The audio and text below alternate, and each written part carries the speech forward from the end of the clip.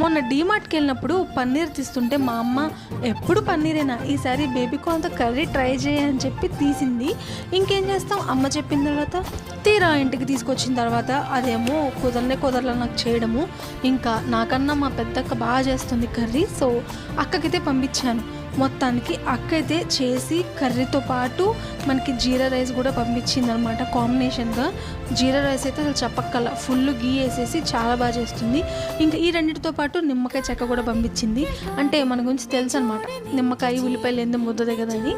ఇంకా దీనిలోకి ఉల్లిపాయ బాగోదని చెప్పి నిమ్మకాయ ఒకటే పంపించింది. ఇంకా రెండు కలుపుకొని తింటే స్వర్గానికి బెత్తడి దూరంలో ఉన్నాం అనుకోండి, అంత అమృతంలా ఉంది.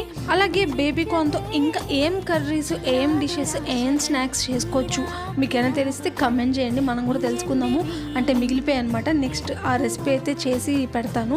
అండ్ అలాగే వెళ్తూ సబ్స్క్రైబ్ మర్చిపోద్దు. బాయ్.